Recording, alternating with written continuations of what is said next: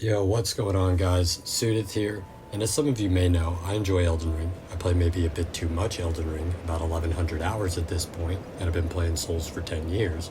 I somehow haven't done a fist weapon run yet in Elden Ring. With the new fist and martial arts being added in the DLC about a week from now, and 65.2% of players not beating Mohg yet, I figured maybe I would go and show you guys how I went about beating the game with fist for the first time.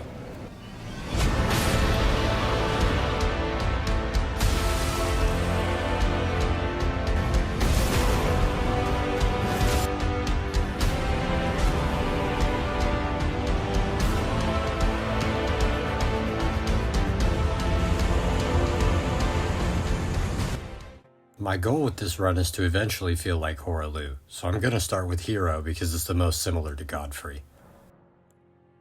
This isn't a challenge run, so there's not a rule that I can't use the axe, but we're going to run past the spider. Only Melina and Torin would walk up to a tarnished face down in the mud and start giving us compliments and saying we're going to become Elden Lord.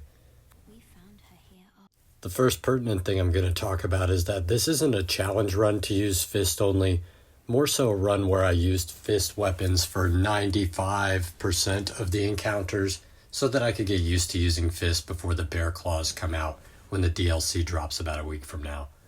So we used our axe to take out the soldier of Godrick, to get the emote, and to get enough souls, or runes rather, that when we come over here to Kale, we can get a crafting kit. I'm also going to grab a gold pickle foulfoot behind the first step before we go over to see Melina and Torin. Melina immediately shows up again, even though we just saw her about 5 minutes ago, and does what she usually does, starts yapping about Queen Marika or something like that.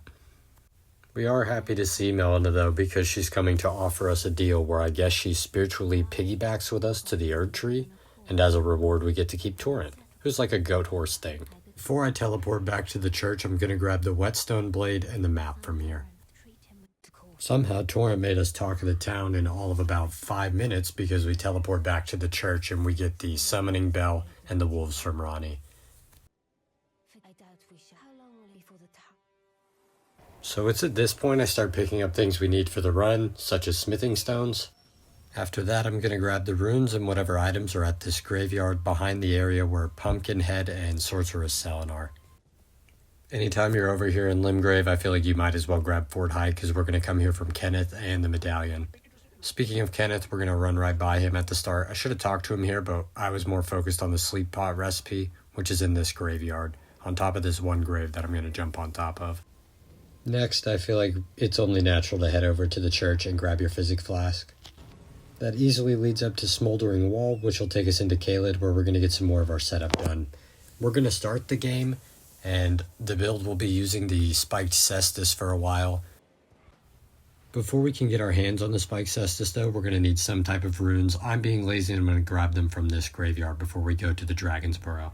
Not too long after we started and we're already at the isolated merchant shack where we're going to buy our weapon, but first, professional yapper Melina is back to talk to us about something. We tell her the round table hold is kind of boring and we'd much rather stay here and buy our weapon and get started with the run. Now, I start the game with Spike Cestus and I use this for a while, but if you don't have a problem killing Boggart, aka Crabman up in Liurnia, I would recommend doing that instead of this setup and then following along.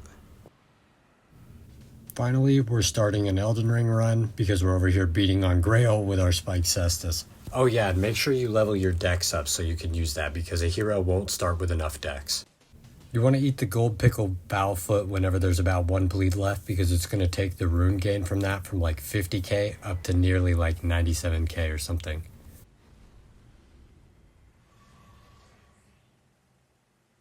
I went 28 vigor, 16 endurance, 25 strength. Running over to Weeping Peninsula mainly to grab this stone sword key because we're going to use it to get the turtle talisman.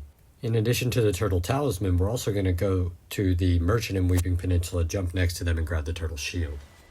Now that we're successfully following in the footsteps of the best pugilists, the turtle hermits, we move on to getting more smithing stones before we go to fight Margit or Godrick.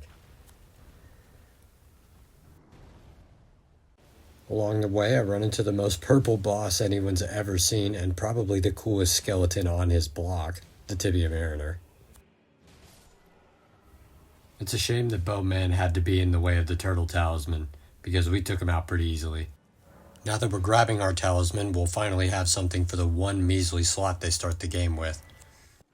The last thing truly vital to our build that we need to grab is our Ash of War, so we're going to grab Cragblade, which will increase poise damage and physical damage, and we won't take this off. Now that we have our weapon at +3, we're higher than the base level, we have a shield and a talisman. I think it's about time we go in here and fight Margit, and it should go pretty well since we have a decent amount of setup, but we don't always play our best.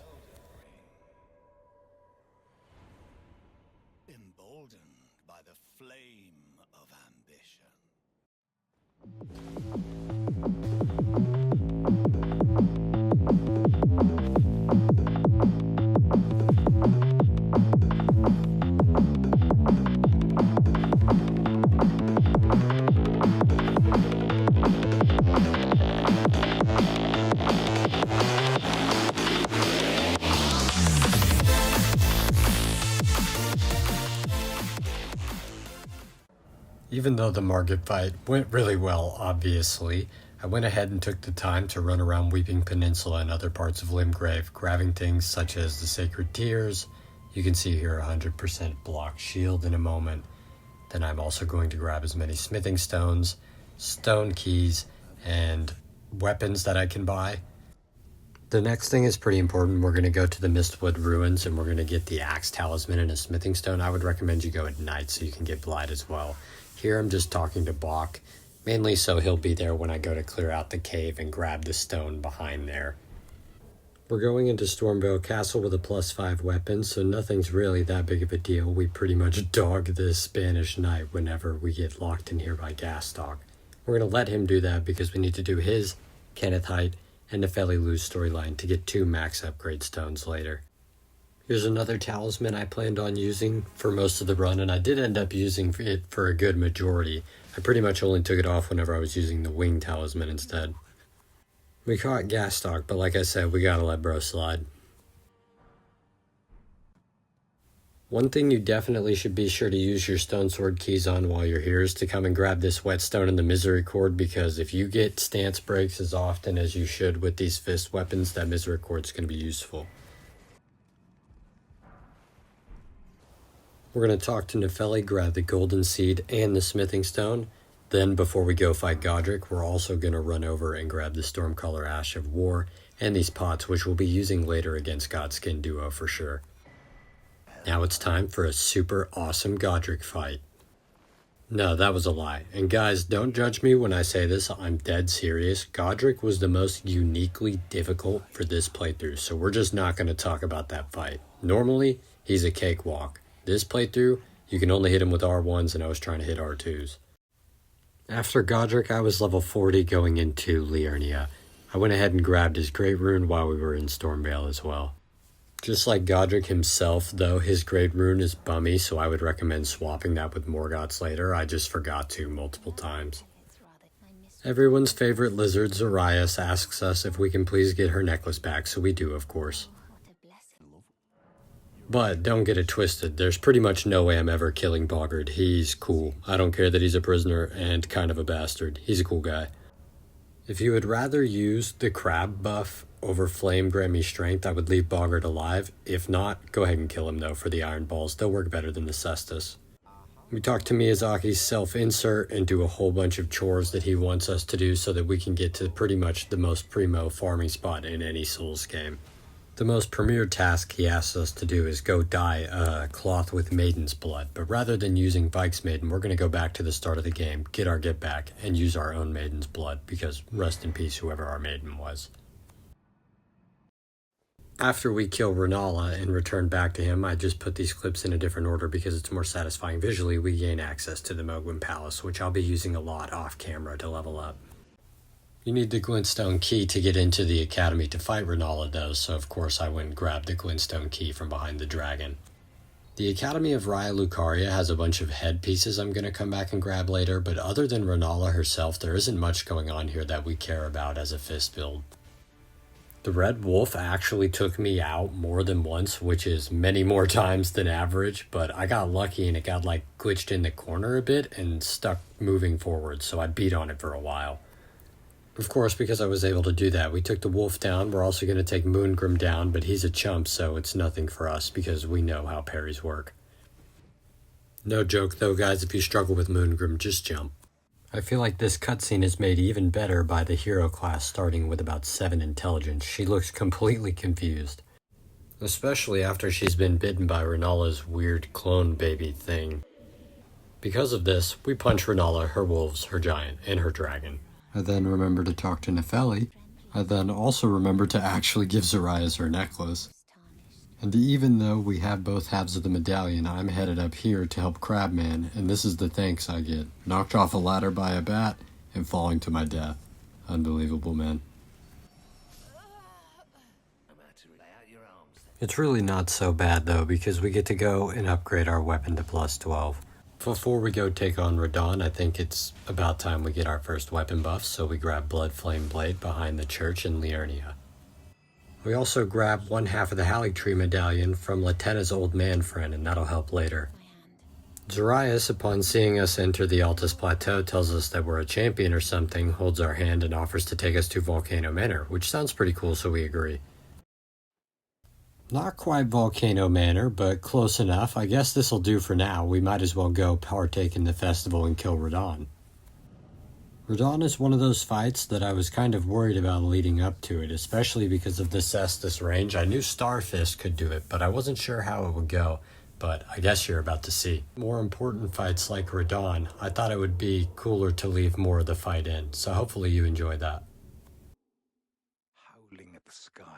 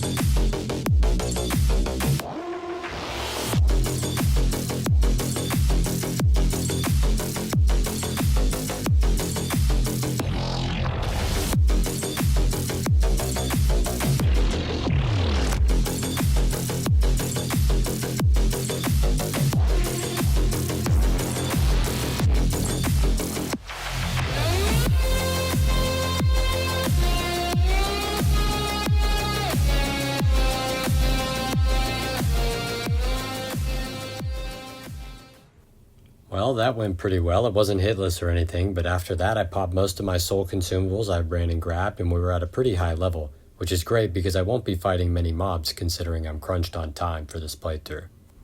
It was also around this time that I remembered that Yura existed and maybe would get killed if I didn't go help him, so I went to go take this hunter down. Sadly though, that didn't work because as kind as Yura is, he's just a weak old man and he got absolutely bodied by this girl named Eleonora. She is pretty OD, but he got destroyed. Don't worry though, we off-screen Eleonora, which is important because we needed that purifying tear she had. I grabbed the drip that I'll be wearing for the rest of this run from over here at the Windmill Village, and I grabbed the Great Stars, which I'll be using on very rare occasions to deal with annoying humanoid enemies, mostly invaders for the Recusant storyline.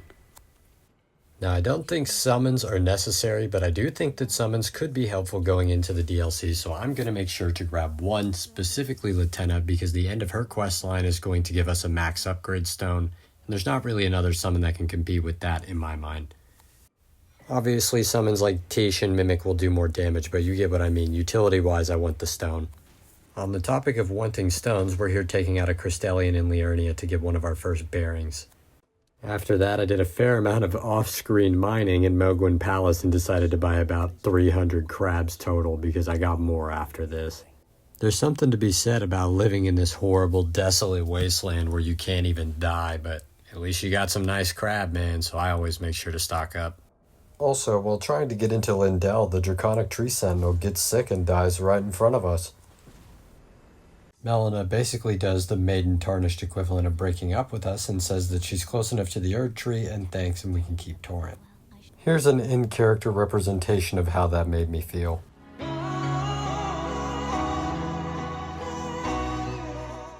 Fake video game breakups and seismic tosses aside, we finally get the Starfist, which is going to be the real weapon of this run.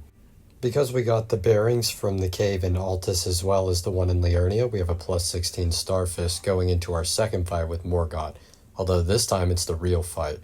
I'm going to be quiet here in a moment and let you guys enjoy it. It's another one of those that I think is important just to sit and watch. Morgott isn't ever really a fight that I would consider tough, but this time it actually was pretty difficult and he gave me a run for my money, man. It was pretty hard to get in. It's probably because I ended up finishing the fight on the first try, so I didn't get like multiple runs at it to get used to the range or anything like that. So it went well enough, but I'll let you guys see for yourself.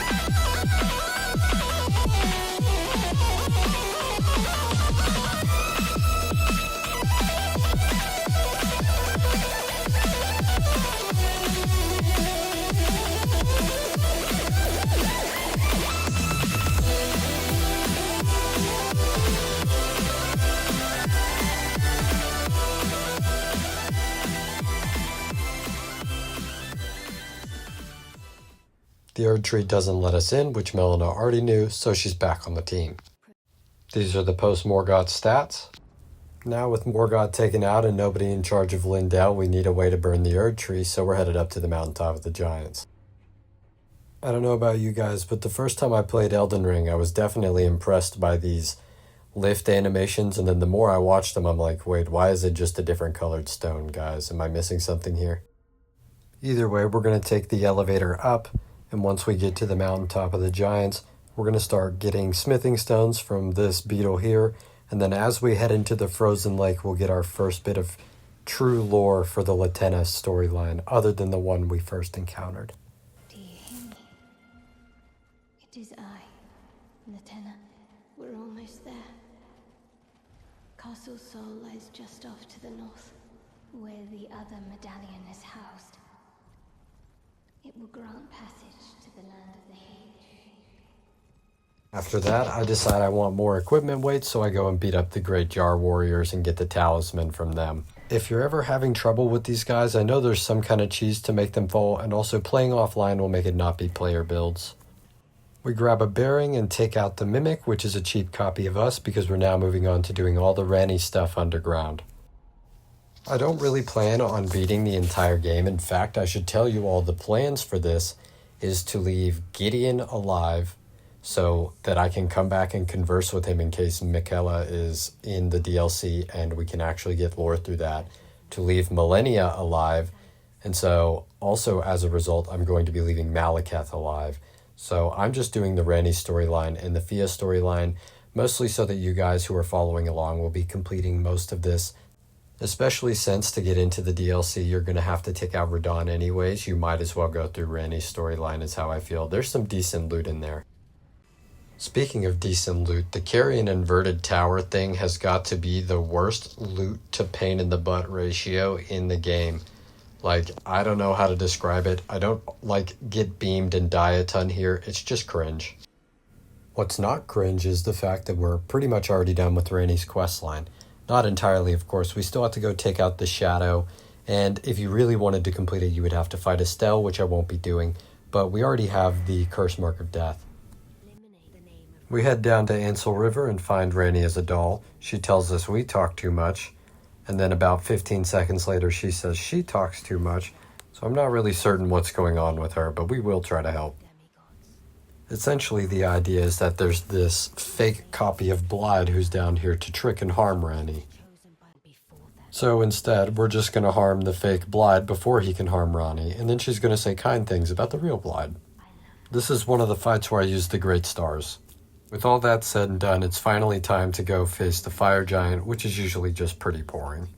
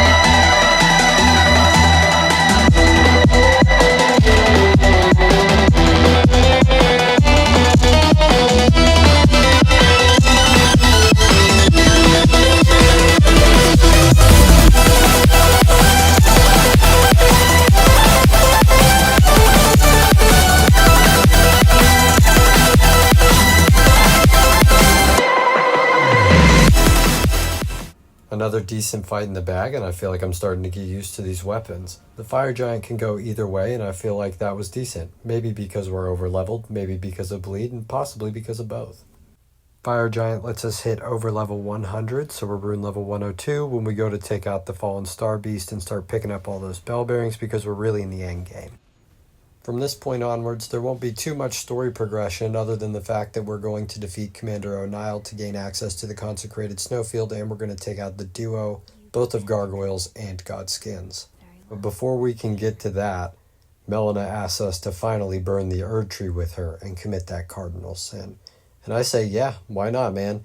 It's your life. If you want to burn yourself in some kind of weird ritual, it's none of my business. This is probably the most cinematic cutscene, I would say, other than the one that happens behind Malekith's fight, but we're not going to be fighting Malekith today like I stated before. Maybe when the DLC drops, I'll fight him with a weapon if you guys request it, but one thing I am going to do, though, is pick up this crystal tier, which is going to be super important later for our stance breaks, and I'm going to put that on and pretty much never take it off. As soon as you get into Farum Azula, there's an option for a max stone, so we're going to go ahead and punch this dragon's ankles. After taking out that dragon, we're going to go ahead and pick up another bearing on our way to the duo. Pick up yet another bearing. This time I'll show you on the map because it can be kind of hard to find. Morgott being dead means we go back and talk to Gastok and Nefeli for 2 max stones. Then we're going to go to the round table and upgrade our black knife, which I picked up in Leyndell. With the black knife upgraded, it's time for the Godskin duo. I hope you guys enjoy.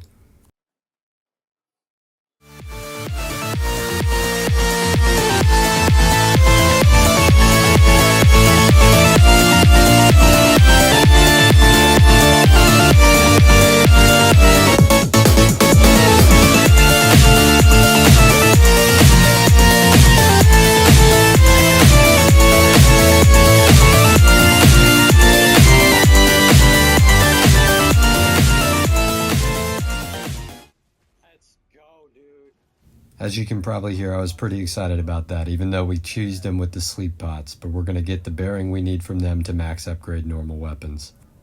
Grab a defensive talisman, another max upgrade stone behind the dragon, and then we're going to grab another bearing as we head up and start beating on the Draconic Tree Sentinel. He stood absolutely no chance this run. Like I said, though, we're not going to go into Malekith because I want to talk to Gideon. Now I'm just grabbing a bell bearing for Ashes. Here we get yet another one for Ashes. A third Ash-related bearing.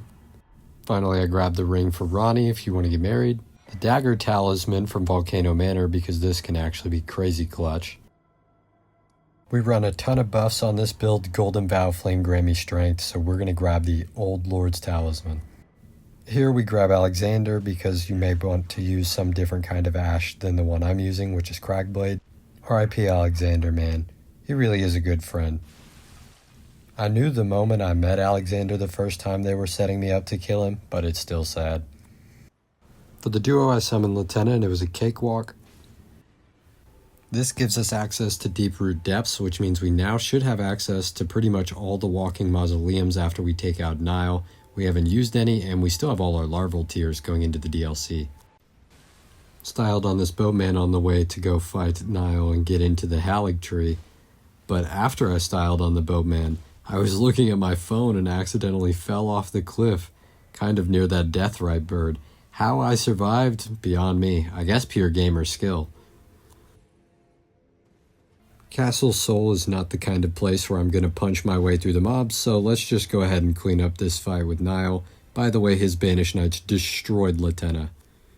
With Nile taken out, we are now in possession of both halves of the Haligtree medallion, so of course we head to the Forbidden Lands. The first thing we do whenever we're in the hidden path to the Haligtree is I do pick up the Silver Scarab Talisman by jumping off the invisible bridge. Had to teach these vulgar militiamen a thing or two about DS1 era backstab fishing.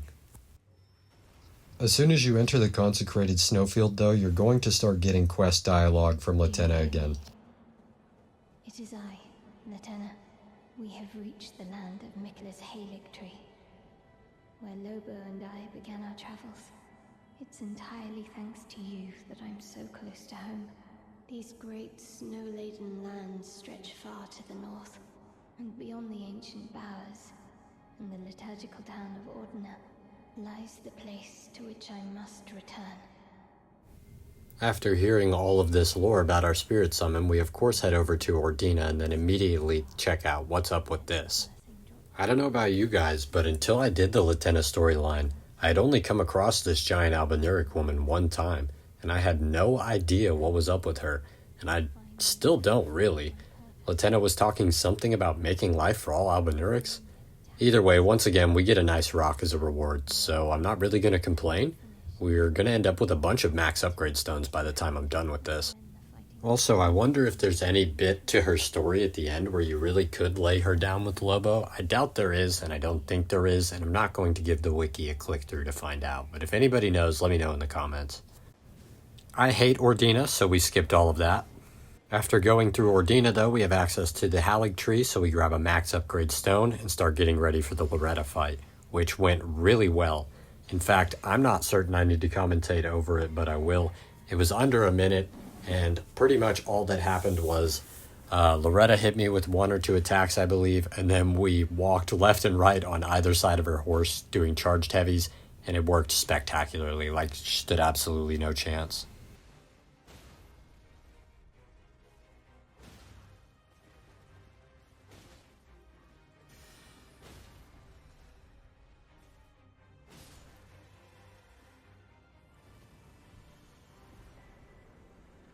We grab the max stone from behind Loretta and the last bearing at the Haligtree. Pick up our second great stars because I remember.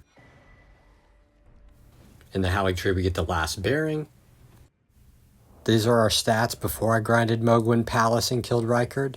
We were 118. I decided that I needed to be 150, or wanted to be rather, just because that's what was suggested. So we go take out Rykard. I'm not going to talk about it much because we didn't use Fizz. I thought about it, but the setup just would have been way too much, guys. So we just took Rykard out for the runes, easy levels. And then I took out Tanis so we could get her hat. A good number of hours later, and here we are, done farming. Build's finally complete, level 150. Got a max upgraded Start Fist, plus 9 Black Knife. These are the rings and the physic we're running. Max upgraded Latenna, 1 final stone, and now it's time for the Mohg fight, guys. And here in a moment, I'm just going to be quiet and show off what this build is. And as I'm sure most of you know, Mohgs who we had to take out to gain access to the DLC. Now there's still a week left, so I'll be doing things like grinding out weapons. I left Leyndell unburned, so I'll probably grind like an iron greatsword, pick up a couple strength weapons. I plan to stream here on YouTube a week from now using this build. I want to do the DLC using the bear claws or the, I believe it's called the leaf. They're martial arts weapons, but I had a great time playing through the game with Fist. It took me about 26 hours. That includes farming. That includes some summoning to help other people. That includes some goofing around and some AFK. But this video took a lot of time. It was a lot more effort than my old VOD style videos. I hope you guys enjoyed it so far. I'm hoping to put out videos like this at least once a month going forward. I definitely will be putting out videos of the DLC whether or not I'm streaming those, so keep your eyes, I guess, peeled for that. I had a lot of fun playing this build. I had a lot of fun editing this video. I've always wanted to bring like a more concise vision of what it is I'm doing to YouTube. I've always wanted to share, but I've never really had, I guess, the time or the drive to sit and like do a video like this. I'm sure most of you guys who follow me know I have jobs. I went to school, I've got shit to do, much like most of you do. If you watch this far, I really do appreciate it. And, thanks for sticking with me. I know it wasn't my most comical video, not my most humorous video. I had like a week and a half when I started this to really get it crunched and finished. But like I said, nothing else for me, guys. Please enjoy the fight. I'll see you afterwards.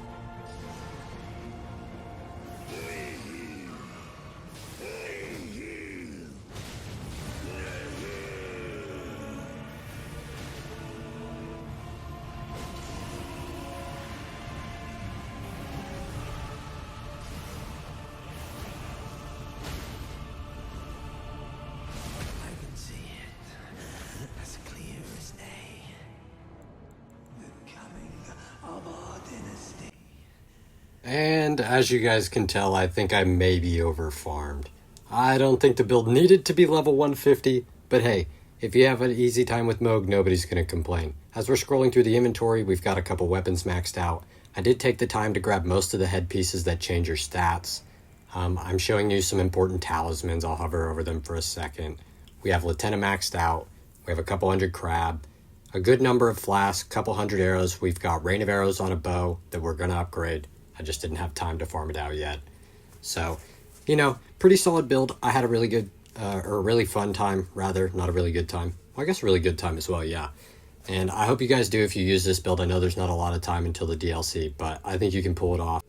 If you do decide to try this build, let me know in the comments. And now I gotta say a huge thanks to A Moose with a Scarf. They didn't do anything personally for this video, but they made their music free to use, accessible for people like me who want to put it in their videos so long as they credit them. Their work is great. There's no way at all I could have put out a video with this quality without music to access like this. Huge help, like gigantic help. The fact that I had something like that, a resource like that, is amazing. Their socials will be linked below. It'll be shown on screen now. I have every song with track and name listed in chronological order they appeared in the video. I also want to say a big thanks to my girlfriend. She did the thumbnail for this video. She's an amazingly talented artist. She's lovely. She's the best. I love her. You guys, I'm going to put her socials below. Please go check her out. Show her some love. And then, of course, I have my own socials below. If you watched this video and you liked it, this is new for me. Please leave a like. Please subscribe. Leave a comment. If you want to tap the bell, do it. I'm not going to ask for all that. But, guys, that'll be it for me today. And I really do hope you enjoyed. And I hope to catch you next time. See ya.